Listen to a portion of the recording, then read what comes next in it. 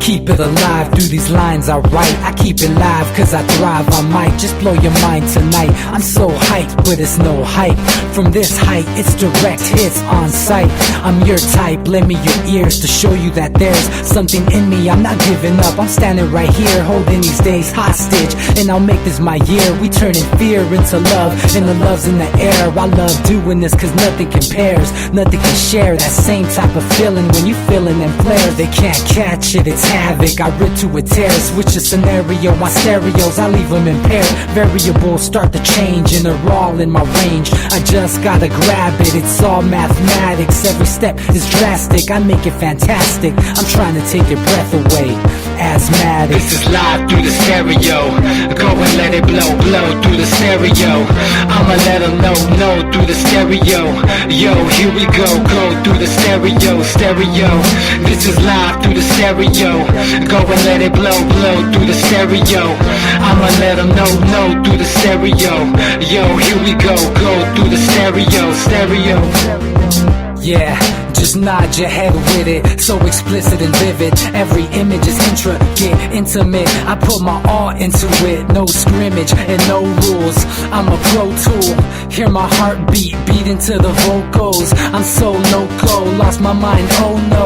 It's ponderoso, dope, so no overdose, cause it's dope, yo. Man, this is house grown, mixed with some milestones. So I let the style flow down like the Dow Jones, bringing it with some foul tones, letting the crowd know we getting loud, so it's eardrum rudiments. Yeah, we bring it rude again. Move, little hooligan. Music for tuning in, full time to the 10. I'm on my clock like I told you. I'm doing this for dreams we pursuing. Hey everybody, welcome back to the Anti-Media Radio. Once again with your host Nick Bernabe here on UCY.tv. Thank you all for tuning in and welcome back. I missed everybody for the last couple shows. I've been a little bit busy and took a little time off and had some fun recently, and I'm not going to elaborate too much on that, but that's all I'm going to say about that. Anyway, I'm glad to be back. It's great to be back. I missed doing the show. Hopefully everyone enjoyed. On Monday night we had DB and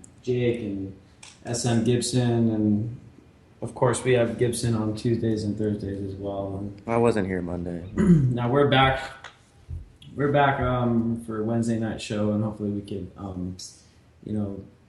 make this show to remember. Anyway, we got a lot of stuff to talk about tonight, and I'm joined in the studio tonight by Jake Anderson, one of our awesome journalists at the Anti-Media. How are you doing, man? I'm doing well, sir. How are you? Pretty good, man. And you were planning on coming over Monday, but then we didn't do the show Monday because I got back literally a few minutes before the show started, and I was driving a long time. I was just too tired. I would have been doing everybody a disservice had I tried to do the show Monday night. I cried for hours over it. I honestly don't doubt that. And we got some good news. I heard from Manny before the show, and it's as far as I know, Manny's going to call in tonight, and he's going to join us. Our other co-host, DB Schwartz, he'll probably be on a little bit later once we get going here. If anybody wants to call in tonight and join in on the conversation, we're going to be talking about all kinds of stuff. We have a few callers that are scheduled to call in. We'll see, and hopefully that happens, and we can talk about some stuff that needs to be talked about. But if anybody in the audience wants to join us, feel free to give us a call, 718-717-8296, and you could call us and talk about whatever you want to talk about, or you could talk about what we're talking about. First on the list, we got our latest story on the Anti-Media that I just want to touch on, and everybody's favorite punching bag, which is Monsanto. They're affected by this.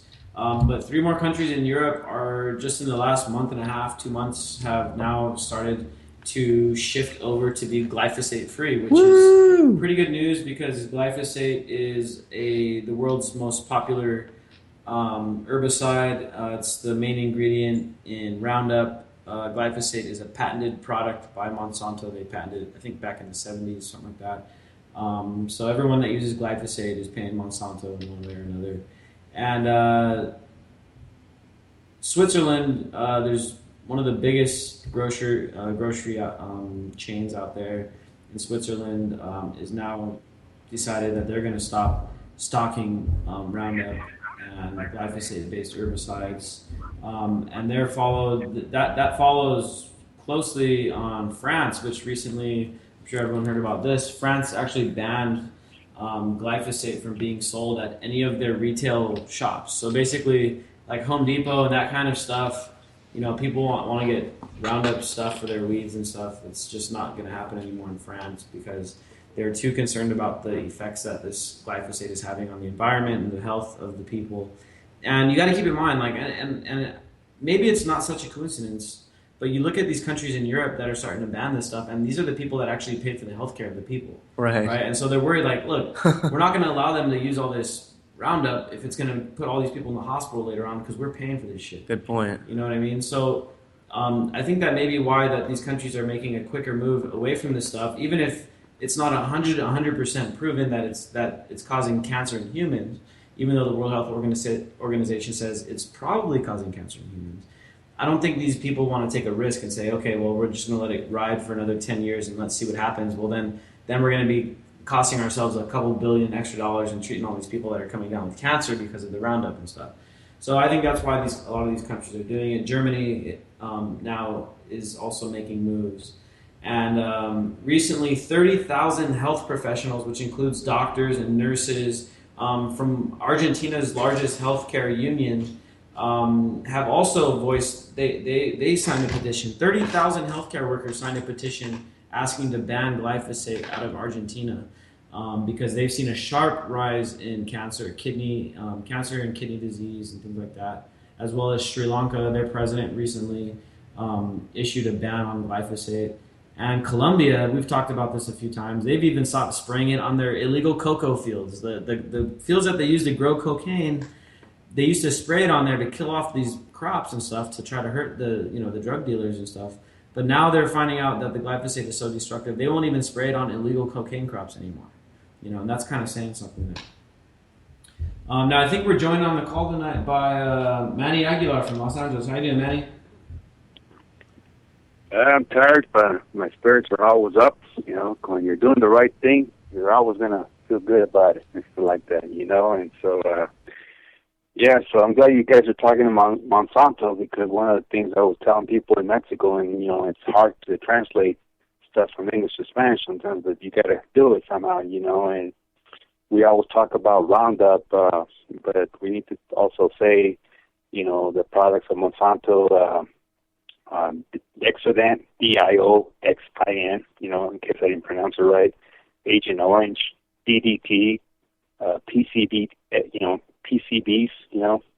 and then you look in at genetically modified crops, and then I'm not sure how to pronounce this one. It's ASPARTEME, So those are the 7 things that Monsanto is very familiar with and stuff like that, and so, and like I said to a lot of these people that were down there at Balboa Park that day, the story of a life being a migrant that actually was in a war zone as far as I'm concerned, because these guys, they didn't care when they needed to spray. They didn't care if we were in the field or out of the field taking a break. They just threw it and stuff like that, and so I look at my skin sometimes and people says, oh, you look pretty good, but you still have a lot of dimples. I'm not sure what to call them.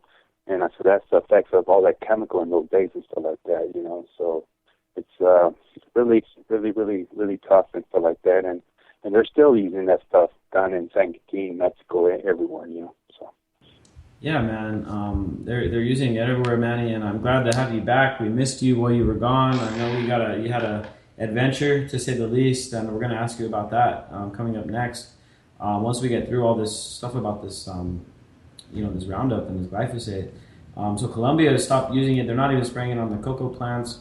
And now Costa Rica seems like the next country that's getting ready to start trying to do something about these very nasty pesticides, herbicides, because their people are getting sick because it's being used a lot on the pineapple crops and stuff like that. So, it seems like people in countries and businesses all over the world are starting to realize, okay, well, this glyphosate stuff is nasty and it's making people sick. People don't like it. People are tired of Monsanto and seeing Monsanto products, so we're going to just stop carrying them. And so that's a pretty good to me, it's a pretty good development. It's kind of messed up that it takes a lot of people getting sick, and even in India, people committing suicide over these kind of crops. It's kind of sad that it takes such a big catastrophe for action to happen. But now that the action is happening, it's pretty good news, and it's something that we should really support. I mean, it's again, it's kind of ironic that it takes these laws to go ban this stuff when it should be just people should just stop using this stuff. But you got to take a victory where you can, I guess. So I mean, there's so many stories going on right now, but I think what Manny and I talked about on the phone earlier is something that's pretty much flying under the radar among all these different, very high-profile stories that are going on right now. We gotta make sure we're not forgetting about anything else that's big that's going on. Now, Manny, I wanted to ask you about what's going on in Mexico, man, because you just got back from down there and you got to see some things and experience some stuff that's going on. If you can you fill in our listeners right now about what it is that, the situation down in Mexico? Well, basically firsthand, it's hard to see how you see a lot of these young people with their parents, being clubbed by, state police and federal police and stuff like that, and just completely beating people up. I mean, where you see blood everywhere and stuff like that. And not to disgrace our brothers and sisters in Baltimore, but what's going on right now in my home state and in Mexico, but I can speak more to my home state because, I mean, you talk about being on location. It just makes Baltimore look like Mickey Mouse, and I'm really sad that the government in the United States has blood in their hands because they're sending all these millions of dollars, supposedly to the drug, war on drugs and stuff like that. And brand new equipment down there that it's from the United States. There's no doubt, no doubt about it. Weapons and everything. I mean, the government's going to be suited up. It's almost like the cartel. I mean, you can't tell the difference between the government and the cartel because we call them el narco gobierno, stuff like that. And very dangerous down there to the point that I just basically, let's put it this way, I left 2 days earlier and stuff like that. But I just cannot, find myself not crying over this. It was that sad. I mean, we're just in a civil war, and this United States government has blood in their hands because they're actually providing the government all the equipment to kill people that are just protesting for human rights, and they want democracy and stuff like that, and they want accountability and stuff like that because one of the big things are just basically part of the big fire is the 43, Ayotzinapa and stuff like that. And a lot of people basically didn't vote because they said, why bother voting? So basically they burned the ballots and stuff like that and stuff like, and it just like, and the streets are just chaos. I mean, I don't care where you look. There's military everywhere. There's state cops, local cops, and federal cops everywhere. I mean, it's just a war zone. There's no other way to say it. It is a war zone down there, and a very sad thing that this government down here is part of it here in the United States. And people wonder, people probably wondering, hey, well, how come I'm not hearing about this in the news and stuff? How come I don't hear that they're massively oppressing people down in Mexico, down in southern central Mexico, where there's a lot of indigenous strife, a lot of people standing up to the corruption and stuff like that. Well, I'll tell you why you don't hear about it, because it's our government sending the weapons. You think whenever the U.S. is sending weapons into a place, we're not going to show how bad it is. You know what I mean? And it's just like what's going on in Libya right now, where the country is going into a complete civil war, but the news doesn't even talk about it because it was only a few years ago when we overthrew the government. You know what I mean? Like, we toppled the government. Up until that point, the media showed all the bad things they were doing. Oh, Gaddafi's doing this, Gaddafi's doing that, Gaddafi killed these people, Gaddafi killed those people. Once we get rid of Gaddafi and we send our military in there, now Libya can do nothing wrong, even though ISIS is in there, even though there's Al-Qaeda in there, even though there's a civil war going on there. Now the media won't even talk about it. Why not? Same reason. They're not talking about it because they help cause the mess. And that's exactly why they're trying to not talk about what's going on in Mexico right now, talking about the amount of American weapons, American financed weapons, Humvees, tanks, armored weapons, machine guns, assault rifles, helicopters that are being sent to the Mexican military and are being used to kill their own people. And we act like we're doing this to help their democracy. What kind of bullshit is that? Why are we doing it? Yeah. Okay. What's up, Jake? Hey, Manny. Hey, so I'm curious. I mean, I know there's probably a lot of different points of view on this, but why are we giving them weapons?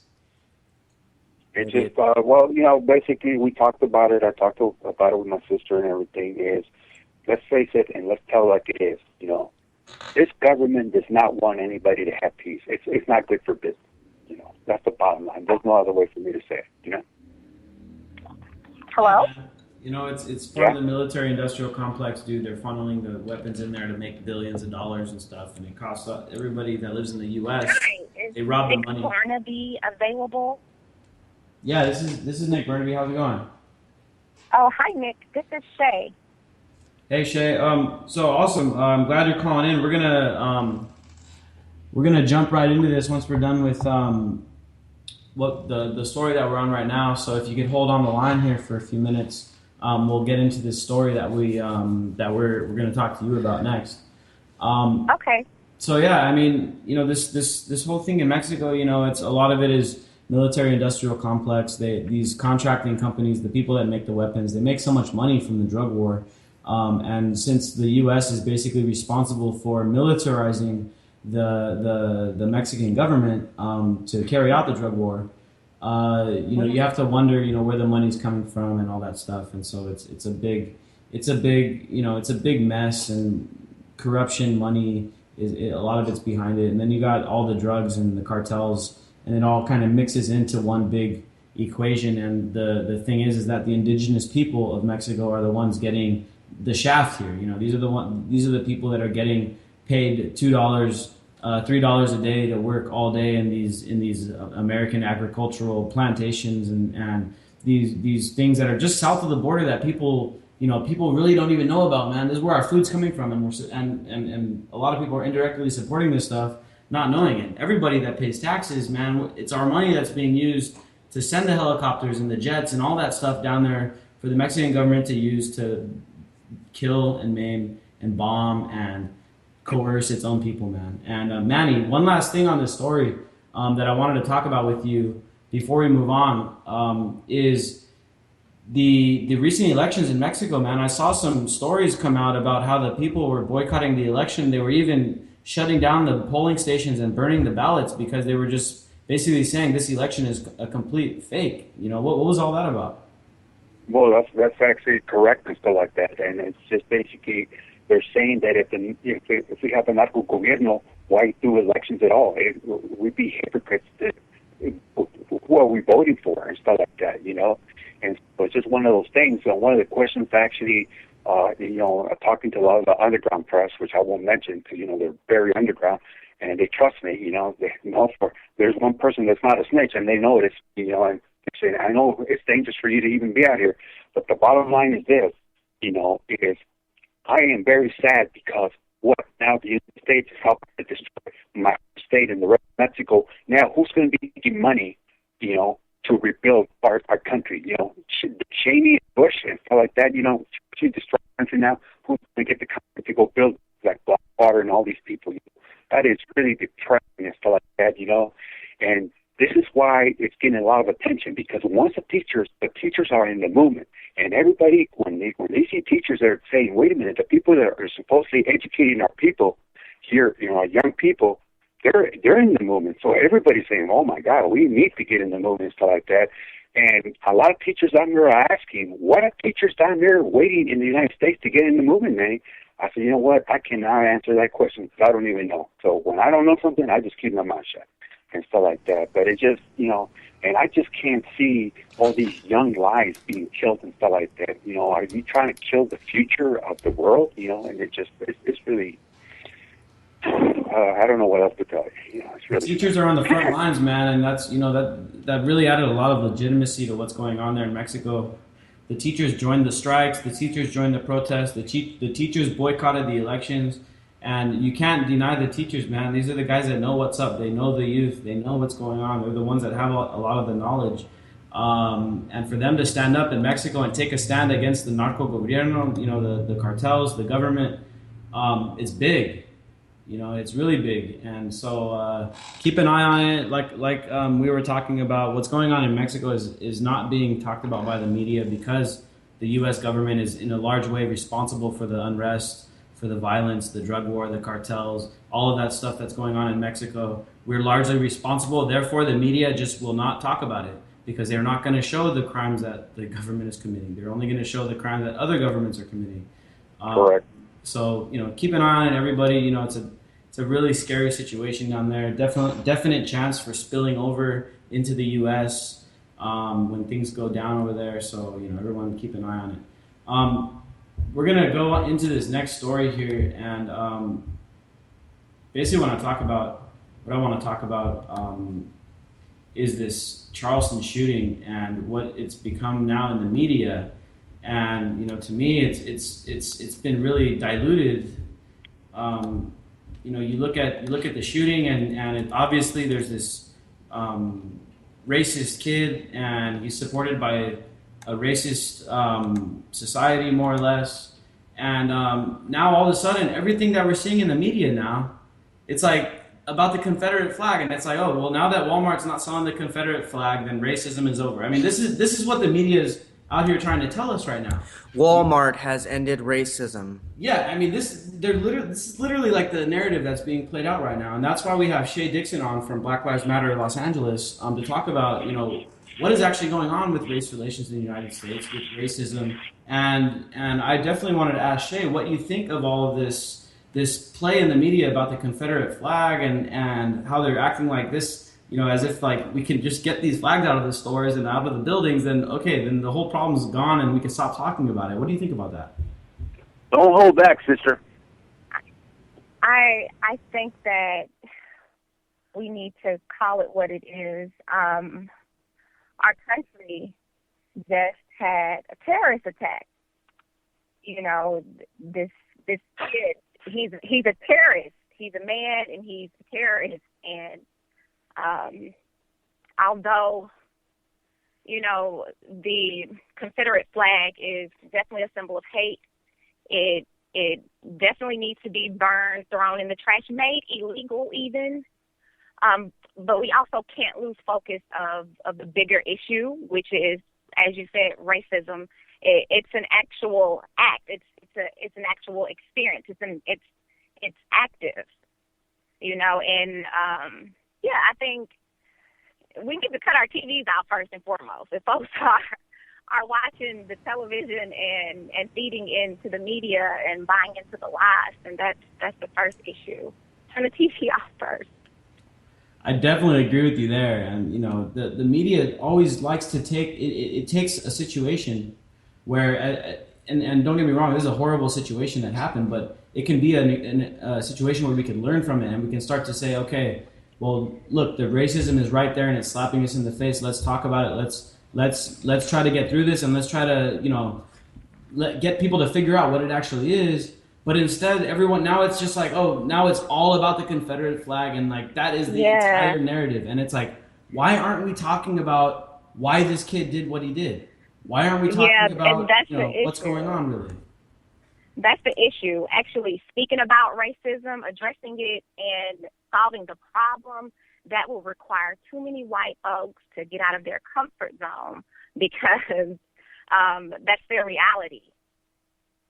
They are the oppressors, and they control the media. They control the narrative. We are allowing them to control the narrative when we feed into the propaganda that we see on television. Yeah. We saw that in Spanish, by the way. Media. What was that, Matt? I didn't mean to interrupt you. I was just going to say, I didn't mean to interrupt Sister Shay on that one. I just want to let you guys know down there, we were following that story because it hit the media in Mexico. Because a lot of people were asking me that, said, man, you're down there, you come from down there and stuff like that. Is what would happen if that was you? I'd be a dead Mexican. As simple as that. If you're black, Latino, boom, you're gone. And people in Mexico cannot understand they would shoot a Latino or they would shoot somebody that's black, but yet this kid, this is basically what happened in Mexico. They're treating him basically. I was telling them, they treated him like he just stole a piece of bubble gum. They give him to protect him with a bulletproof vest, and then they take him to Burger King. I mean, what type of justice is that and stuff like that? But they don't call him a terrorist. They don't call him a thug. They don't call him a racist. Oh, he's just mentally. That's white supremacist justice. That's white exactly justice. You know, that's not justice to us oppressed folks, and it goes beyond black folks. It's black bodies, brown bodies. It's every other minority. You know, and some poor people we can throw them in there, but really the folks of color here, we have the oppressed folks. Yeah, it's tough to even speak about at times.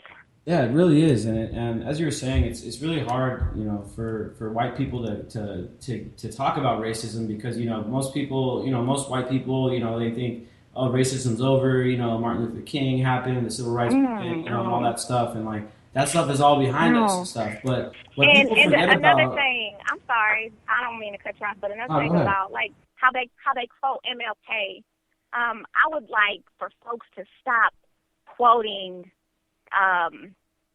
the mainstream quotes of MLK. Actually research him. Actually look up his speeches. Read his words, and then you decide for yourself, what MLK would do if he was actually alive right now, which he is. His spirit is working with us. That's what the oppressors feel moving right now. Yeah, and the thing that I think why people think racism is over is because a lot of times, like it's hard to see and stuff, but what people don't understand is structural racism. It runs throughout the entire system, and it's a way. It's been ingrained in America for so long that it's almost invisible now to a lot of people that aren't. It is America. The people that aren't being personally affected by it. It becomes more or less invisible to them, so they think that it doesn't exist anymore. But the thing is that it's plainly obvious to see anywhere you look. I mean. You look at the prisons, you look at the schools, the economy, everything. It's all skewed away from people that are minorities. It basically marginalizes everybody that is. You know what I mean? And this now is the structural racism. It's a huge, enormous thing. But it's hard for a lot of people to see in their personal lives. How do you think we can reach people that think that it's no longer an issue? How do you think that we can really bring it back to the forefront? And I think that's what what this tragedy should be functioning as. This is what we should be doing with this tragedy. We shouldn't be talking about the Confederate flag or any flag. All flags are shit, in my opinion. I think we need to start addressing these issues like all the way down to the root to the core. How do we go about doing that? I think the people who believe racism does not exist should sit down and have an adult conversation with someone who believes that it does exist. I mean, that'd be a good way. It's that simple. It's that simple. We have to have some real conversations. Every conversation is not going to be an easy one, but the only way we're going to get through our issues is if we have those hard conversations. And actually get answers and start making positive changes. To believe that racism doesn't exist, I mean, that's a level of pathology and entitlement that I think is going to require more than just a single conversation. It's going to require like a systemic overhaul of who gets to, the power structures that are putting certain voices on TV and controlling certain media narratives. That's going to have to be addressed as well, because people that believe that just can't even be tolerated. It's not a tenable belief. It's not something that can be a part of our democracy at this point, because in order to restore the democracy, people like that just can't. I mean, I believe in free speech, but there's only you can speak free. No, the conversation is the beginning of it. Right. Absolutely. Yeah. You got to have the conversation, but there are times when people aren't willing to listen to facts because it's such an emotional issue. They think you're accusing them, and they get tied up in heritage and their family, and when they don't want to look struggle at too. facts. You know, like, well, I've struggled too, and you have to get people away from that whole narrative. So I agree with you, and it's a difficult conversation. So I guess my question to you would be, what would be the kinds of points you would make to a person who believes that racism doesn't exist? Because that's a tough one. So it depends on who the person is that doesn't believe racism exists. We all have different life experiences. Well, for me, it's easy because I've seen for me, my experience with you just want to know my opinion on it. Black people experience racism every day simply because they walk with brown skin. Black people are 2.5 times more likely to be killed by a police officer than minorities. Than white folks. It's a constant and consistent level of fear and heightened stress that Black people live in every day just based off of their existence. Our communities are heavily policed. We're harassed in the streets. We're not afforded the same justices as white folks. We're basically still living under the conditions of slavery, like how it was 200 years ago. The only thing that's changed is some words on a paper. The mentality, the attitude, the system, the structure, everything's still in place. Exactly. So, anyone who believes that racism does not exist, they have to be a part of that 1%. Yeah, unfortunately, it's not. It's such a widespread belief that it's almost mind-boggling. Just terrible. Just going on Facebook and seeing some of the comment reactions to. You can't pay attention to the trolls. Yeah, during Ferguson, but some of it's not trolls. Some of it's people who just simply don't. Really ignorant people. Just very ignorant people, and you didn't even maybe realize that some of your best friends are the most ignorant people you've ever known in your life. Yeah. So the next point I wanted to bring up about this Charleston shooting was the kid's friend, right? This Dylan kid. He had this friend. It was one of his best friends, and his friend gave an interview, and he's like, "Yeah, I kind of feel guilty, because he would talk about this kind of stuff, and he would talk about all this racist stuff, and he'd talk about how he wanted to hurt people, but I never really took him seriously, and I just figured, he's just a little racist, whatever, So, this kid was like, yeah, now I feel bad because I never said anything, confronted him about it, and so this is one thing that I think that to me I think would be like one of the most effective ways to combat racism, or to like get people that are racist to start realizing how wrong their ways are, or get people that think that racism doesn't exist to start realizing that it really does and that it needs to be confronted, is that I think we need to just, anytime anyone in our personal lives says anything like that or shows any of those tendencies, they need to be confronted. Call them out.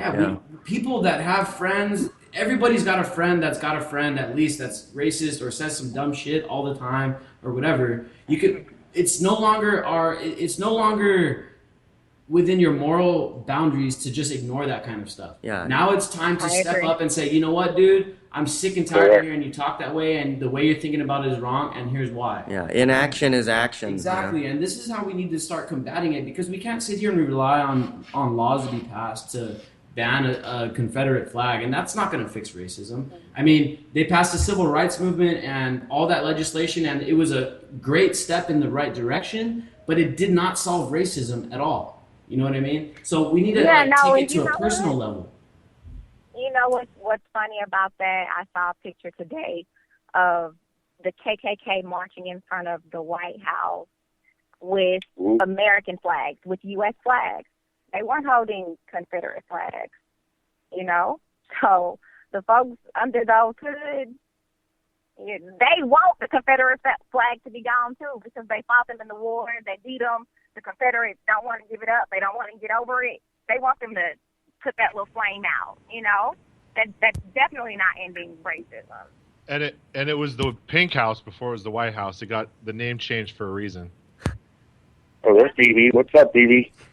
Yeah, you make a great Good. point. You make a great point about, and we posted a meme on that today as well on the anti-media, and, it was about how the KKK was marching down there with the American flags, and, the American flag is just as racist. It stands for just as much racism and racist policies, racist institutions, structural racism as any other flag in the world, including the Confederate flag.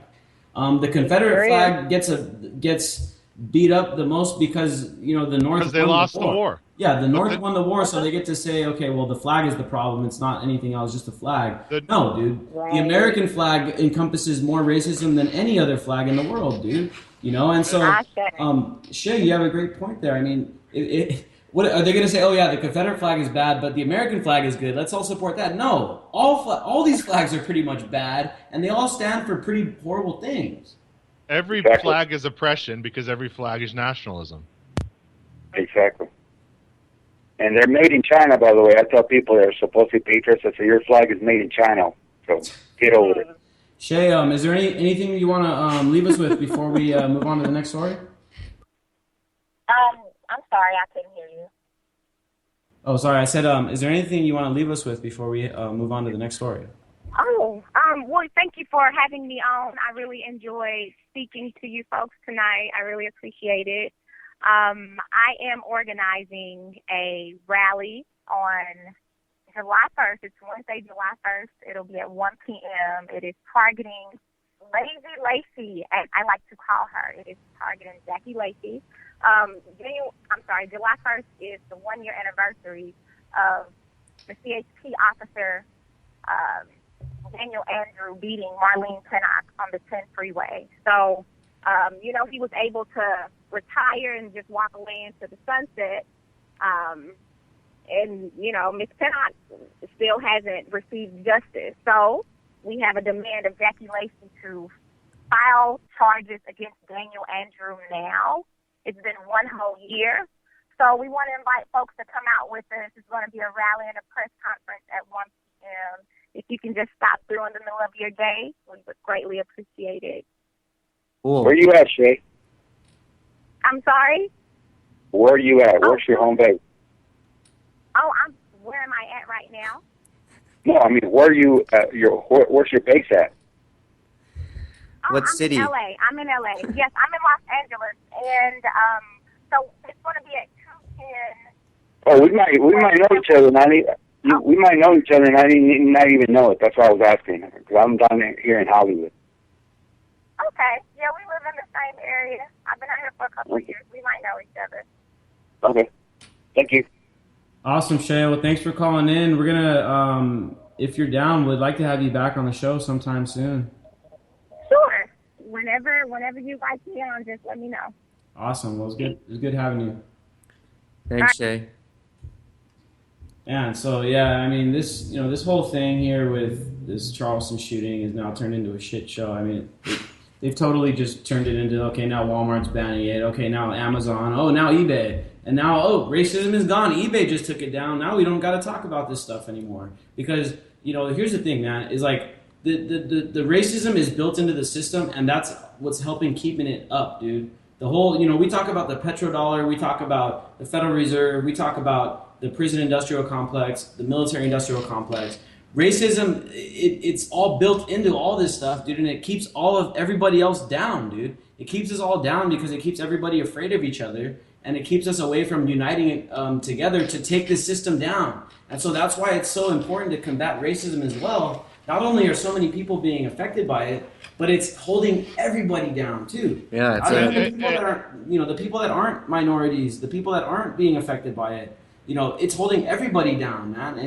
It affects us all, dude. Yeah. And the only people benefiting from it, the only people benefiting from it in the overall scheme of things is, once again, it goes back to the powers that be, the banking system, the corporate industrial complex, all these fools that are robbing everybody else blind and keeping everybody broke.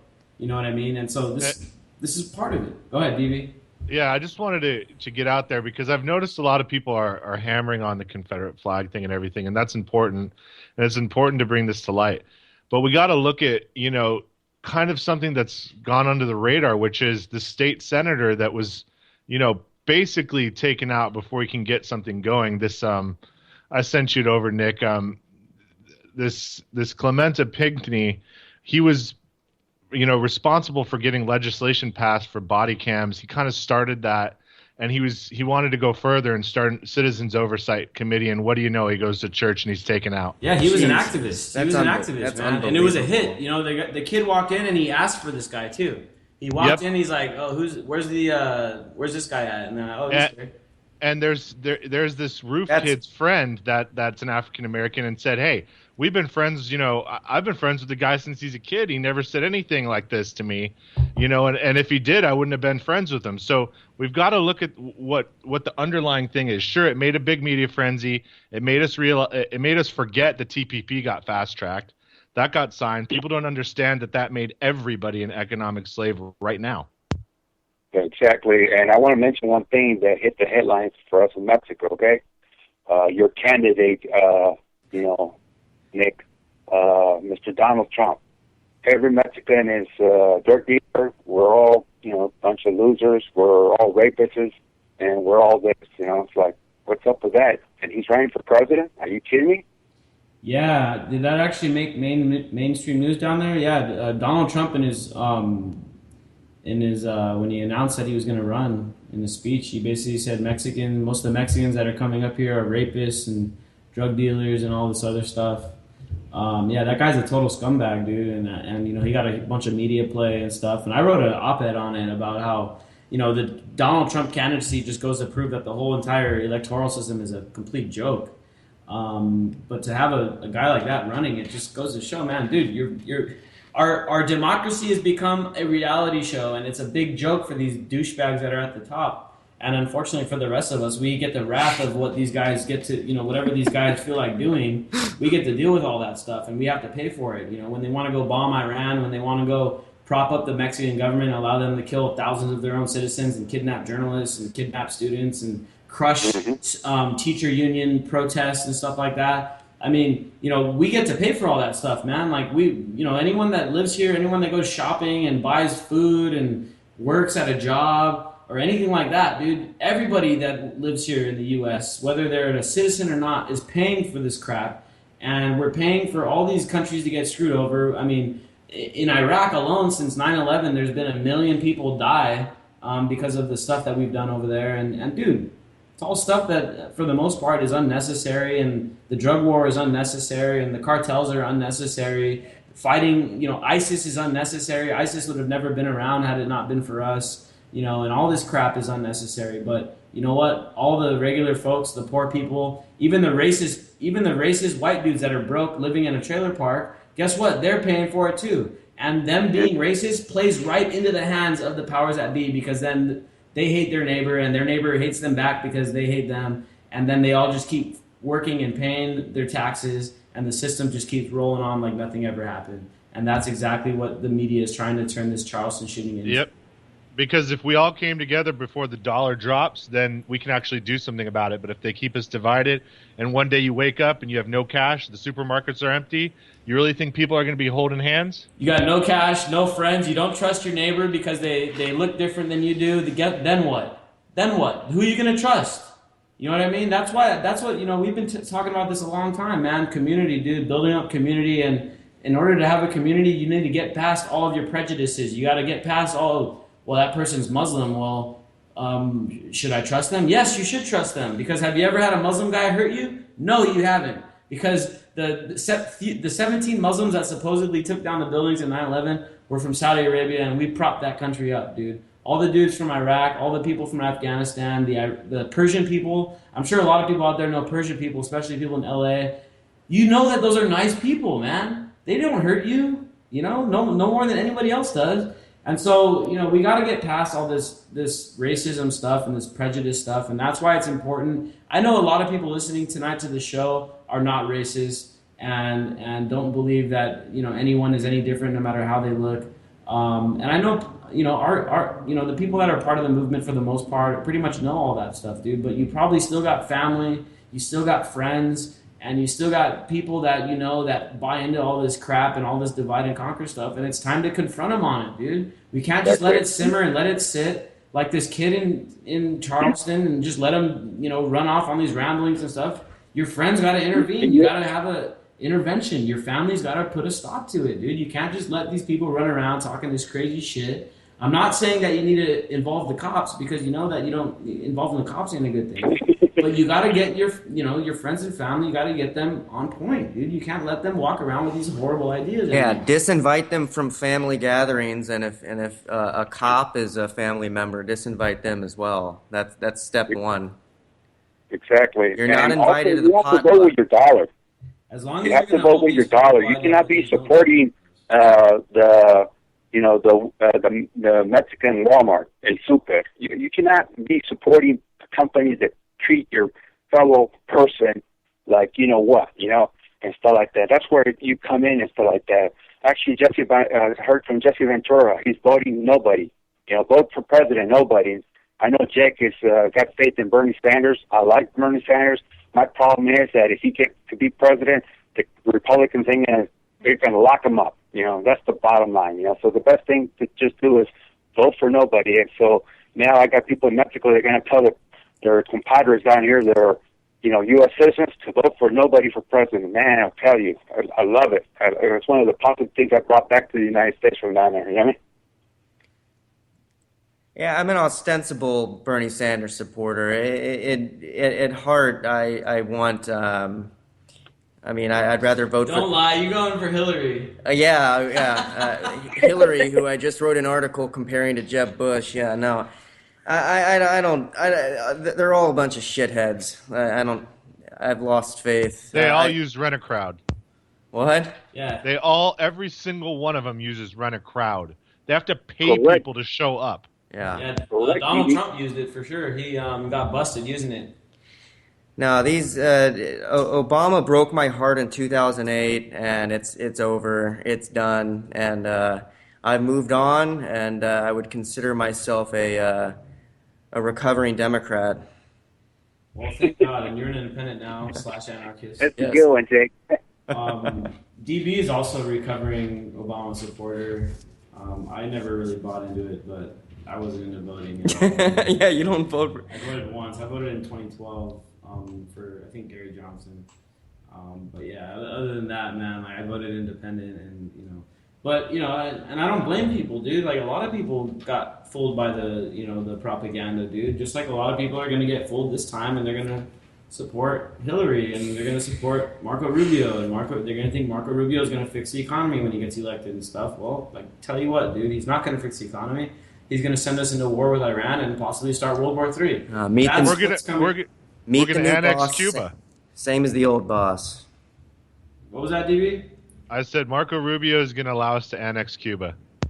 Yeah, I wouldn't be surprised, man. Go in there and conquer Cuba like FDR did and stuff. Oh no, who was it? It wasn't FDR. Teddy. But I mean, this time it will be with a smile on our face, and they'll go, "Oh yeah," and there we go. We can knock Russia out of our hemisphere. Yep, wouldn't doubt it, man.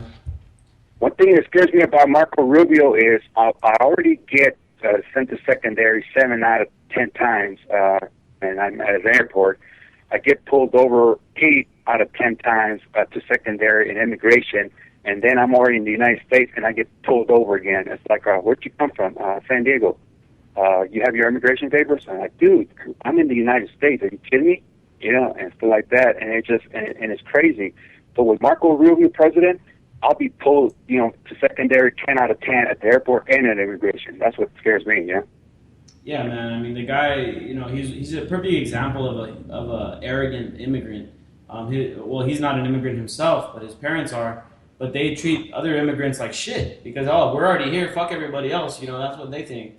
And that's the attitude this guy has, dude. And it's such a horrible way of thinking about things. And, this is the guy that's most likely going to become president. And I've gone on record saying this multiple times, and I'll say it again. Marco Rubio is going to be the president in 2016. That's who it's going to be. It's going to be Republicans. No way there's no way in hell it's going to be Hillary. She's got too much baggage. If somehow Bernie Sanders were to get the nomination for the Democrats, he probably would win, but that's just not going to happen, dude. You know, and you know, it's going to be Rubio. All this shit is all scripted. It's all pre-scripted, and Hillary Clinton is the Mitt Romney of 2012. She's the Mitt Romney of 2016. And you know, this is how it's going to play out. It's going to be a Republican. It's probably going to be Rubio, and he's going to do just as horrible things as Bush did, and he's going to do just as horrible things as Obama did.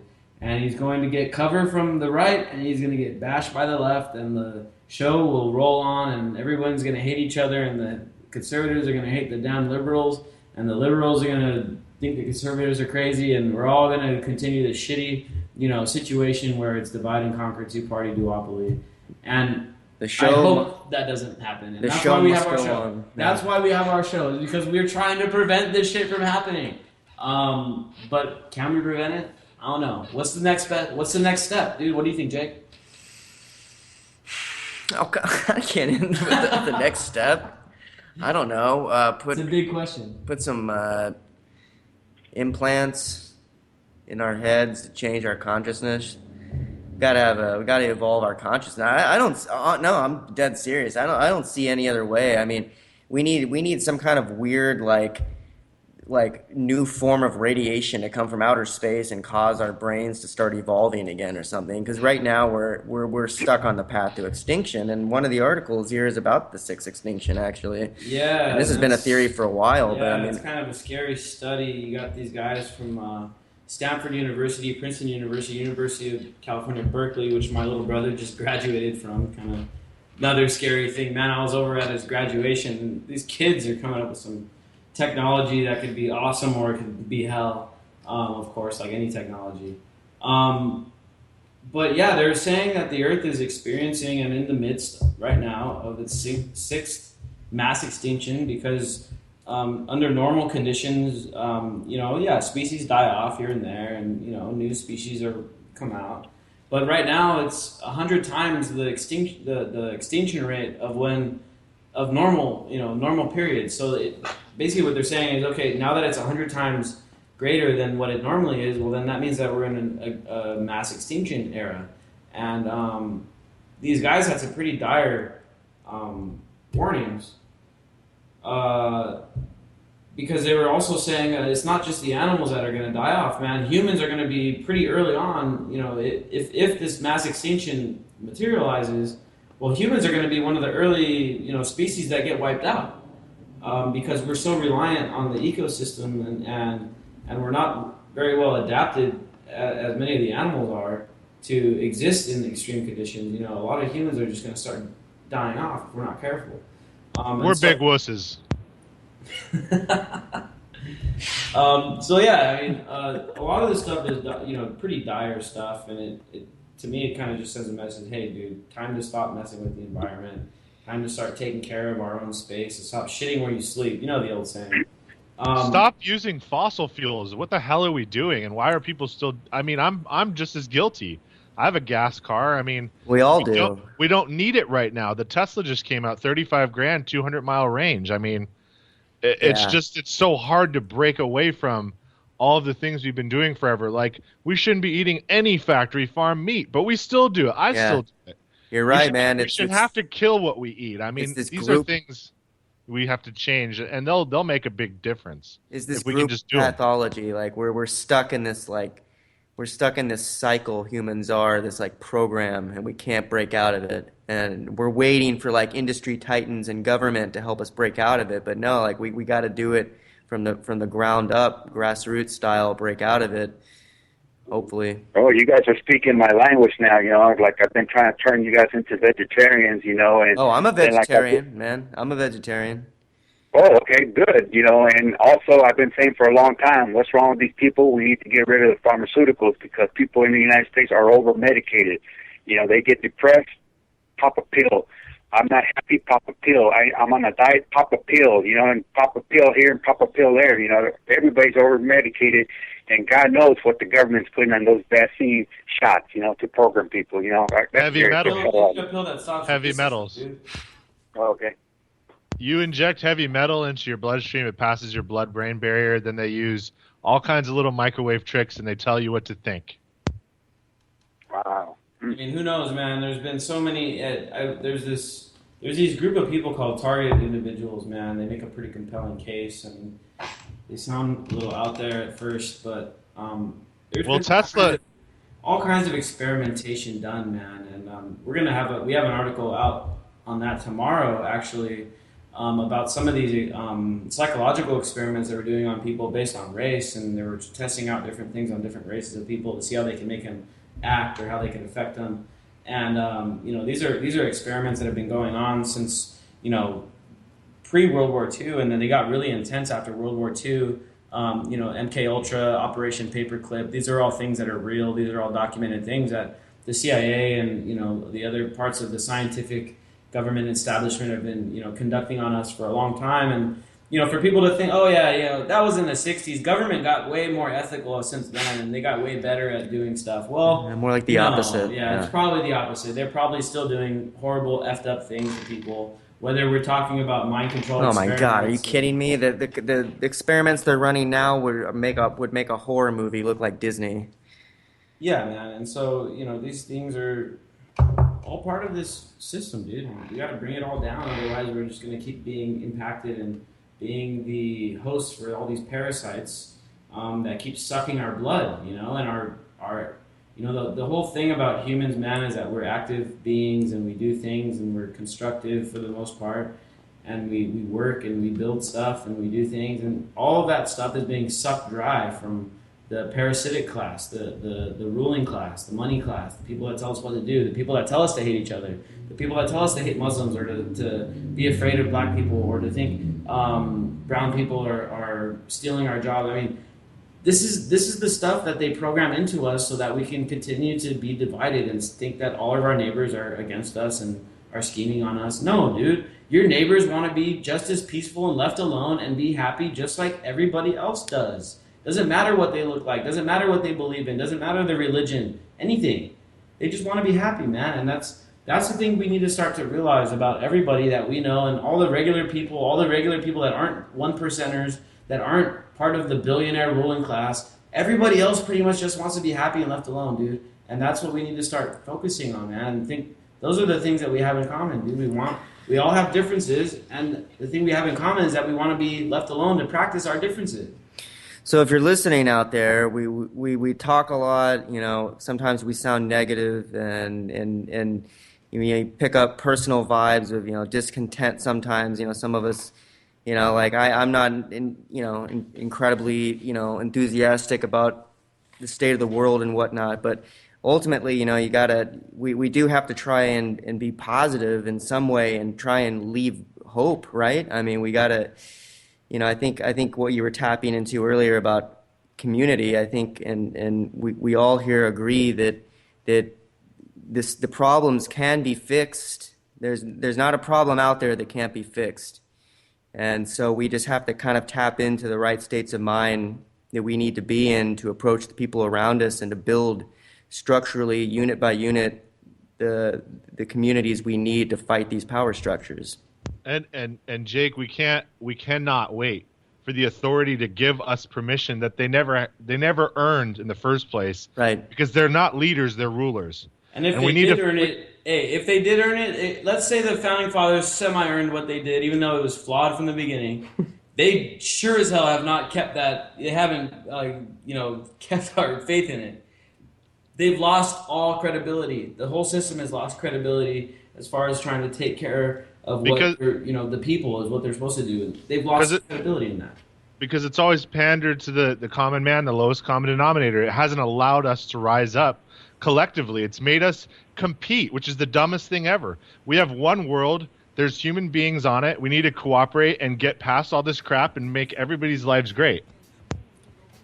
Yep, we have the resources. We have the resources to feed, clothe, and shelter every human being on the earth. We don't need we don't need GMOs. Challenge for everybody. Monday, I want to hear you call in. Go out this weekend and talk to somebody that you normally wouldn't talk to. Talk to somebody that maybe you'd be afraid to talk to.